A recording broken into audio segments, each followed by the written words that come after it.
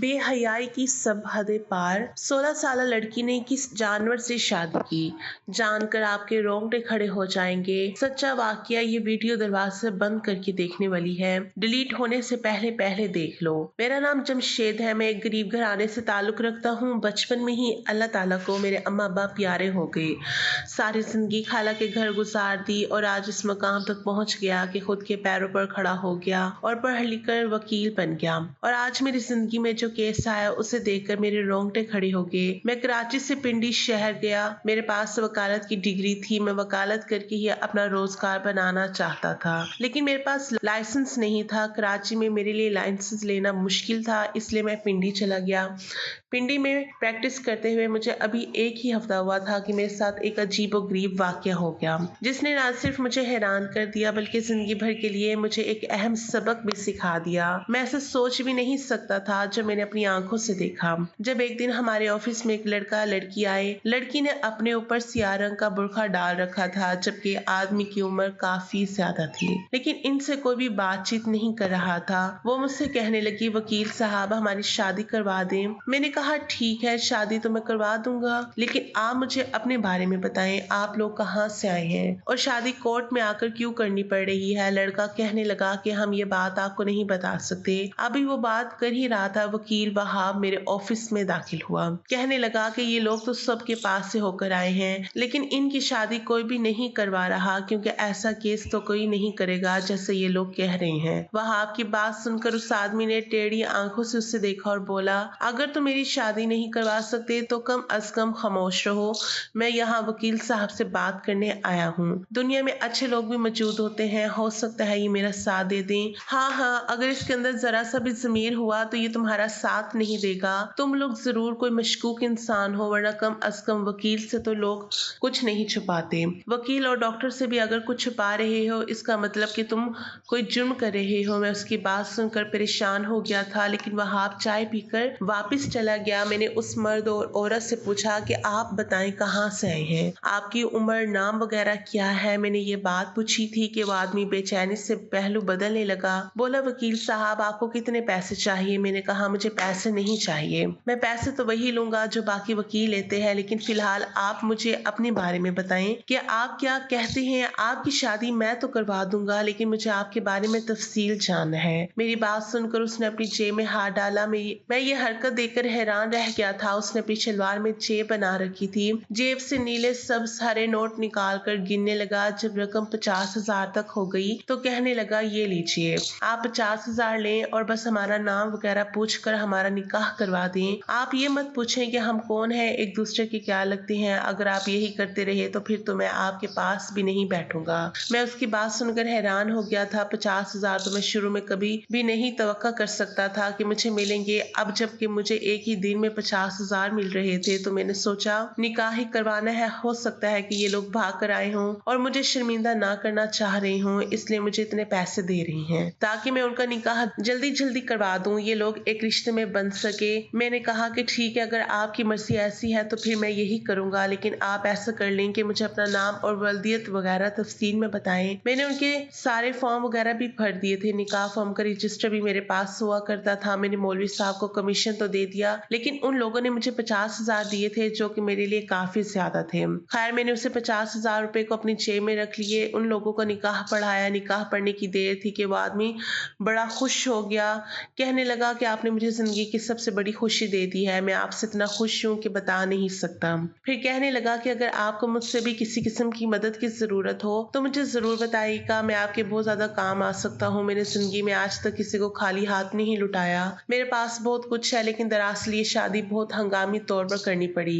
اگر زندگی میں اتنی مجبوری نہ ہوتی تو میں شادی کبھی بھی نہ کرتا، لیکن بس حالات کچھ ایسے ہیں کہ شادی کرنا پڑی۔ میں نے دیکھا اس کے ساتھ موجود عورت اس کا ہاتھ پکڑ رہی تھی، شاید اس سے کہہ رہی تھی کہ میرے ساتھ گھر چلو، کافی دیر ہو گئی ہے۔ میں نے اسے اجازت دی، وہ وہاں سے چلا گیا۔ اس کے جاتے ہی وہاب صاحب دوبارہ میرے آفس میں آ گئے اور کہنے لگا، تم نے ان سے پوچھا نہیں کہ یہ لوگ اس طریقے سے شادی کرنے کیوں آئے تھے؟ کل کو تمہارے اوپر کوئی کیس بن گیا تو کیا کرو گے؟ میں اس کی بات پر ہنس پڑا۔ ارے میں نے ان کی شادی کروائی ہے اور میں وکیل ہوں، کوئی دائی نہیں ہوں کہ میرے اوپر کیس ہو جائے گا۔ میری بات سن کر وہ بھی کہہ لگا کر ہنس پڑا۔ میں تو یہ بات بھول گیا تھا، لیکن کچھ دنوں کے بعد پھر ایک عجیب واقعہ ہوا جس نے مجھے دوبارہ اس جوڑے سے ملوا करवा दिया। मैं उन दिनों जवान था और मेरी आदत थी कि मैं अक्सर कब्रिस्तान पर जाकर अपने अब्बा अम्मा को याद किया करता था। मेरे अम्मा अब्बा हयात नहीं थे, मैं अपनी खाला के घर पर रहकर पला बड़ा था, इसलिए मुझे उनकी बहुत याद आती थी और अक्सर मैं यही सोचता कि न जाने कब मैं इस दुनिया से चला जाऊंगा। बार बार अपनी मौत को याद करके मैं अक्सर अल्लाह से माफिया मांगा करता था। उस दिन भी कब्रिस्तान के पास से गुजरते हुए मेरा दिल चाहा कि मैं कब्रिस्तान के अंदर चला जाऊं, जाकर अम्मा से ढेरों बातें करूं और कब्रों के हाल हवाल भी देखूं। अक्सर कब्रों पर सफाई नहीं की जाती। मैं पहले भी जिस कब्रिस्तान में जाता था वहाँ अक्सर कब्रों पर सफाई नहीं की जाती, तो मैं साफ सफाई कर देता था। जैसे ही मैं उस कब्रिस्तान के अंदर दाखिल हुआ, जैसे ही मैं कब्रिस्तान में दाखिल हुआ, मेरी नजर एक कब्र पर पड़ी जो कि वहाँ ताजा बनाई गई थी। मैं उसकी तरफ चल पड़ा। मैं अक्सर कब्रों के पास बैठता तो खुशबू या बदबू को महसूस करने की कोशिश करता। अभी मैं इस कब्र के पास बैठा ही था कि मेरे कान में सिसकियों की आवाज आने लगी। मैं चौंक गया। कब्रिस्तान में तो अमूमन मैंने ऐसा पहले होता नहीं देखा था, लेकिन फिर जब सिसकियों की आवाज से भरने लगी तो मैंने पीछे मुड़कर देखा। ये देखकर मेरी जान निकल गई कि वहाँ पर एक काला सा कपड़ा था और कुछ नहीं। मुझे लगा कि शायद जिन भूत होगा, क्योंकि कब्रिस्तानों में ऐसे वाकयात तो मामूल की बात है। मैं वहां से उठकर जाने लगा कि तभी इस काले कपड़े में हरकत हुई।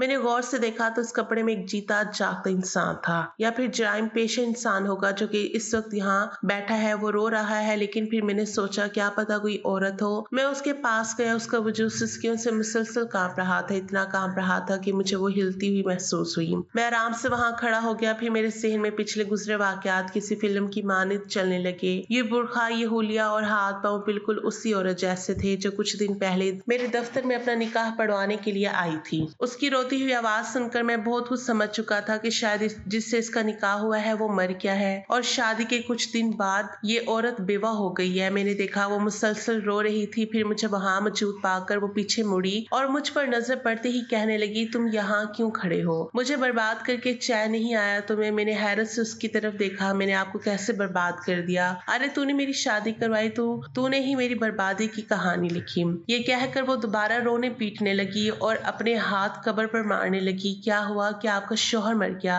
अल्लाह ना करे वो तो मरा नहीं। लेकिन वो ये कहकर फिर रोने लगी। बेदिहानी में उसके चेहरे का निकाब हटा तो मैं उसे देखता ही रह गया। वो बेहद हसीन औरत थी। उसकी उम्र शायद ज्यादा हो, लेकिन चेहरे पर इस कदर खूबसूरती थी मैंने आज से पहले ना देखी हो। मैंने कहा, आपको इस वक्त यहाँ नहीं होना चाहिए। मैं तो ऑफिस के बाद निकला था। मगरिब का वक्त हो गया है, यहाँ पर अच्छे लोग नहीं आते और कहीं दूसरी जगह पर बैठे यहाँ बैठना मुनासिब नहीं। मेरी बात सुनकर वो बोली, आप मुझे अपने घर ले चले, मैं आपकी खिदमत करूंगी, आपके घर के काम करूंगी, लेकिन मैं दोबारा इस घर में नहीं जाना चाहती।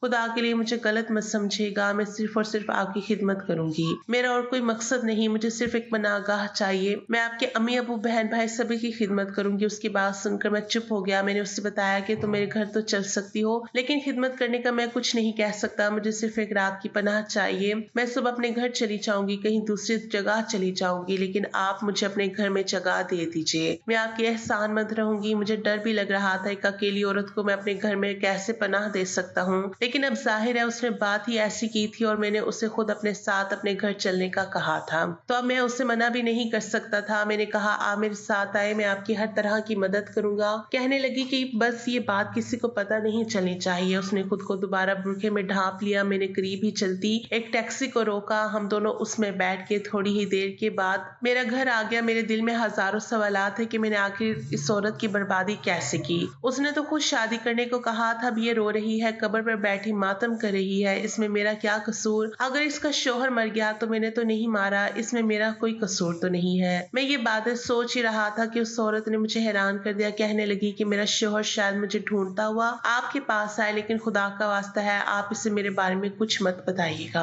अगर आप मुझे अपने घर में नहीं भी रखना चाहते तो मैं कहीं और चली जाऊंगी, पर मैं दोबारा उस घर में नहीं जाऊंगी। अल्लाह का अजाब नासिल हुआ है मुझ पर और मेरे उस शौहर पर। आपने ऐसा क्या किया कि अल्लाह का अजाब नासिल हो गया? क्या आपकी शादी से कोई भी खुश नहीं था? मेरी बात सुनकर वो आंसू पूंछने लगी। फिर टैक्सी वाले की तरफ इशारा करके बोली, नहीं, मैं आपको भी नहीं बता सकती। वाकई गाड़ी वाले के सामने इतनी बातें करना मुनासिब नहीं था। थोड़ी देर के बाद हम लोग अपने घर पहुंच गए। मैंने उससे अपने कमरे में बैठने का कहा। मेरे पास एक ही कमरा था। खुद मैं बाहर चारपाई लेकर आ गया। अंदर एक बेड था, बाहर चारपाई रखी थी जिस पर मैं कभी कभी बैठकर बाहर सुस्ताया करता था। वो ये देखकर डर गई। कहने लगी, क्या आपके पास दूसरा कमरा नहीं है? मैंने कहा, नहीं, ये एक ही कमरा है क्योंकि मेरे माँ बाप नहीं है, मैं इस घर में अकेला रहता हूँ, बीवी भी नहीं है, बहन भाई भी नहीं है, इस दुनिया में मेरा कोई भी नहीं है, बस एक मैं ही हूँ अपने रिश्तेदारों के साथ रहता था। फिर यहाँ आ गया। मेरी बात सुनकर वो थोड़ी परेशान हो गई। मैं पहले ही गुनाहगार औरत हूँ, आपका घर भी मेरी वजह से तबाह ना हो जाए, इसलिए मैं सुबह वापस चली जाऊंगी। बस आज रात को मुझे आप यहाँ रहने दे दें। फिर मुझसे कहने लगी कि मैं आपको खाना पका कर दे दूंगी। मैंने कहा अगर आप ये सब कुछ कर सकती हैं तो मैं आपको किसी घर में काम पर लगवा दूंगा, आपको अच्छी नौकरी मिल जाएगी, आप अच्छा पैसा भी कमा लेंगी और खुद इस तरह अपना पेट पालने की काबिल हो जाएंगी। जी बिल्कुल ऐसा ही है, आप मुझे कहीं मस्जिद में लगवा दें, मैं किसी मस्जिद की सफाई करूंगी ताकि मेरे गुनाह माफ हो जाए। वो बार बार यही बातें कर रही थी। मुझे उसकी कहानी में बहुत ज्यादा दिलचस्पी मालूम हो रही थी। इससे पहले कि मैं इससे मजीद बात करता, मेरे घर के दरवाजे पर दस्तक होने लगी। मैं चौंक गया।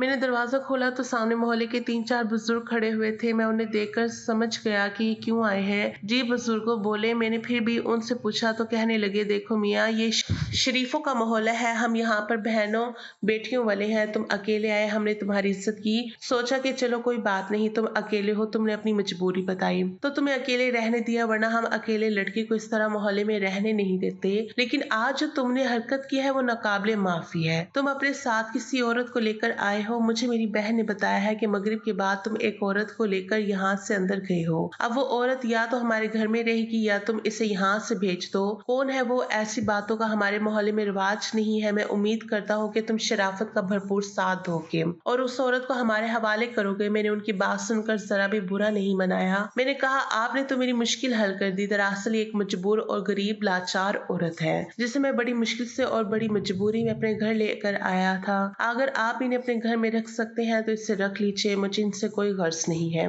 ये उम्र में भी मुझसे बड़ी है और मेरी क्लाइंट रह चुकी है। ये मेरे पास आई थी। मैं बहुत शुक्रगुजार हूँ आपका कि आपने मेरी इस मजबूरी को समझा। मेरी बात सुनकर वो बुजुर्ग लोग खुश हो गए। कहने लगे कि ठीक है, तुम इस खातून को हमारे घर लेकर आओ, ये मेरी बड़ी बहन के घर रह लेगी। तुम अकेले हो, तुम्हारे ईमान के लिए ये एक आजमाइश होगी। सो तुम्हारी शराफत है, तुम हमें अच्छे लगे हो। कल को अगर तुम्हारी कहीं जरूरत पड़ी, तुम्हारे किरदार की गवाही मैं खुद दूंगा। मैं तुम्हारी इस शराफत का कायल हो गया हूँ। ये बात सुनकर मुझे तो कोई मसला नहीं था, लेकिन उस बुजुर्ग ने ये सारी बातें बोलकर उस औरत को परेशान कर दिया था। मैंने जाकर उससे माजरत की और कहा कि मोहल्ले वालों की नजर में ये सब ठीक नहीं है, आपको उन लोगों के साथ जाना होगा। वो उठी, उनके साथ चली गई। उसने मुझसे कोई गिला शिकवा नहीं किया, लेकिन मुझे उसका एहसास था। अगली सुबह मैं उन लोगों के पास गया, कहा कि आप उस औरत को मेरे हवाले करें, मैं उन्हें दारुल उलूम पहुंचाकर आऊं, वहां कानूनी मालूमात होते हैं, मैं खुद देख लूंगा। मेरी बात सुनकर उस बूढ़े ने कोई इतराज नहीं किया। मैंने जो कहा वो सच ही कहा है। सो मैंने उसे गाड़ी में बिठाया और हम लोग दारुल उलूम की तरफ चल पड़े। मैंने कहा, हमारे पास ज्यादा वक्त नहीं है, आपको मुझे अपनी सारी कहानी अभी यहीं सुनानी होगी, क्योंकि आप अच्छी तरह जानती है कि कल क्या हुआ है। मेरी बात सुनकर वो मुझसे माजरत करने लगी, बोली कि मेरी वजह से आपकी शराफत और नेक नामी पर भी नाम आया होगा, इसलिए आप बेशक मुझे अपने साथ मत रखें, लेकिन दारुल अमान में अपनी जिम्मेदारी में मुझे वहां पर रखाएं और उन्हें ये भी कह दें कि कोई और मुझे लेने आए तो आप मुझे उसके हवाले ना करें। मैंने कहा, बिल्कुल इस बात की फिक्र ना करें, मैं उनसे खुद बात करूंगा और एक वकील को कभी इनकार नहीं कर सकेंगे। मेरी बात से वो मुतमईन हुई, फिर अपनी कहानी सुनाने लगी। वकील साहब, मैं आपको क्या बताऊं, मैं तो दुखों की मारी बदनसीब और बेहया औरत हूँ। अब मैंने ये बुरखा उड़ा है, अपनी बेहयाई के लिए अल्लाह से माफी मांगती हूँ। जो भी मैंने किया मेरा अल्लाह उसके लिए माफ कर दे। ये बात ज्यादा पुरानी नहीं है, तकरीबन 3 साल पहले ही ये किस्सा शुरू हुआ था, जब मेरा शोहर जो मुझे शादी करके घर लाया था और मैं एक बच्चे की माँ भी थी, मुझे नजरअंदाज करने लगा। बात बात पर मुझे ताना देने लगा कि तुम पहले की तरह खूबसूरत नहीं रही, शादी के बाद तुम्हारा रूप और था, अब तुम बदल गई हो, तुम अपना ख्याल नहीं रखती, नहाती भी नहीं हो, तुम अपनी सफाई का ख्याल नहीं करती। उनकी बातें सुनकर बजाय अपनी इस्लाह करने के मैं परेशान रहने लगी। एक दिन मैं छत पर जाकर अपनी सहेली से बात कर रही थी। मैंने उसको ये सारी बातें बताई। मैंने कहा कि मेरे शोहर मुझसे ज्यादा गिले शिकवे कर रहा है। कहने लगी कि तुम उसे खुद से थोड़ा दूर करो, मर्द को जब तक अपनी बीवी का एहसास ना हो तब तक वो उसकी कदर नहीं करता, तुम उसे दूर रखोगी तो वो तुम्हारे लिए तरसेगा। मैं भी बेवकूफ थी, मैंने अपने शोहर से दूर रहना शुरू कर दिया। वो मेरे पास आता तो मैं कोई ना कोई बहाना कर देती, कभी कहती कि मेरी तबीयत खराब है तो कभी मैं उससे लड़ना शुरू कर देती। नतीजा ये हुआ कि बजाय मुझे मनाने के मेरा शोहर रात को देर से घर आने लगा। बजाय परेशान होने के मैं उसकी उन बातों पर गुस्सा करती और जब भी वो आता लड़ता झगड़ना शुरू कर देता। मैं उससे कहती कि तुम मेरे साथ बात नहीं करते, मेरा ख्याल नहीं रखते। वो अब मुझसे बहस भी नहीं करता था। पहले तो फिर मेरे गिले शिकवे का जवाब दे देता था, लेकिन अब वो मुझसे दूर दूर रहने लगा। उसने भी मुझसे बहस करना, मेरे साथ दिमाग खपाना छोड़ दिया था। मैं परेशान होने लगी, लेकिन इस परेशानी का फायदा किसी और ने उठाया। एक दिन मैं इसी तरह रो रही थी कि मेरा देवर मेरे पास आया और कहने लगा, भाभी भाई तो आपको बहुत ज्यादा नजरअंदाज करते हैं। यकीन जाने वो बाहर किसी औरत के चक्कर में पड़े हुए हैं। मैंने किसी औरत को बाइक पर बिठाते हुए देखा था। अब मैं ये नहीं जानता कि वो उसे बैठाकर कहाँ लेकर गए हैं। देवर की ये बात सुनकर मेरे तो तन बदन में आग लग गई। बजाय मुझे मनाने और मुझसे सलाह करने के, वो दूसरी औरतों के चक्कर में पड़ गए थे। कितनी बुरी बात है। मैंने दिल में सोचा, बेटे का ख्याल किए बगैर मैं अपने मायके चली गई।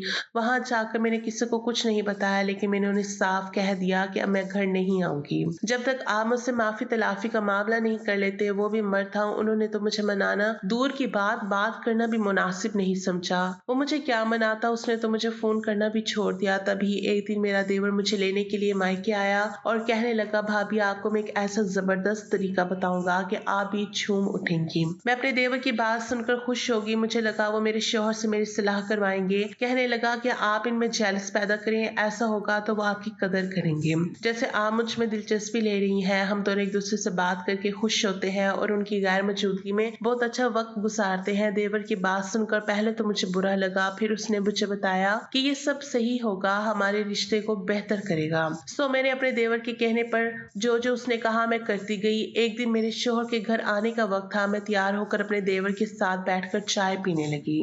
मेरा शौहर घर आया तो मैंने दरवाजे को खुद ही खुला छोड़ दिया ताकि वो अंदर आकर देखे कि हम दोनों आपस में बैठे हैं। हम दोनों आपस में बैठे बातें कर रहे हैं। बस फिर क्या था, मेरे शौहर ने जब ये मंजर देखा तो आग बबूला हो गया। उसने आकर अपने छोटे भाई को मारने की कोशिश की। दोनों भाइयों में उसी वक्त लड़ाई शुरू हो गई। छोटे भाई ने बड़े भाई को इतनी जोर से मारा कि वो मौके पर दम तोड़ गया। मैं ये सारा मंजर देखकर तड़पती रह गई। सोचा नहीं था कि ये हो सकता है। मेरे जहन में कुछ नहीं आ रहा था। मेरा जहन काम करना छोड़ गया। फिर पता नहीं कैसे 4 महीने गुजरे। मेरी इद्दत का वो लम्हा भी गुजर गया जो कि बहुत तकलीफदा था। मैंने अपने शौहर को खो दिया। मैं गुनाहगार औरत बन गई जिसने अपनी बेवकूफी से, अपनी बदतमीजी से अपने घर को उजाड़ा। उसके बाद मेरे देवर ने मुझसे कहा कि भाभी अब आपको मुझसे निकाह कर लेना चाहिए, वरना इस घर में रहने का तो कोई जवाज नहीं बनता।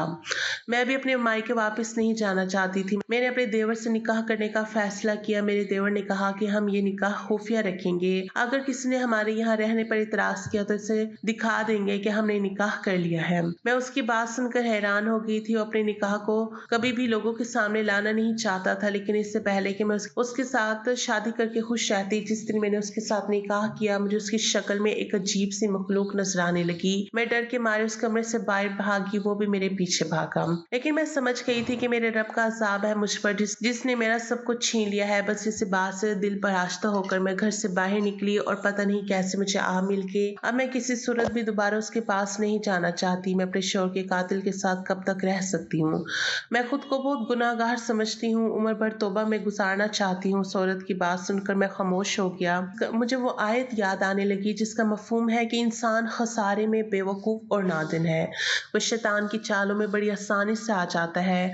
खुदा हम सबको सीधे रास्ते पर चलने की तौफीक अता फरमाए। आमीन।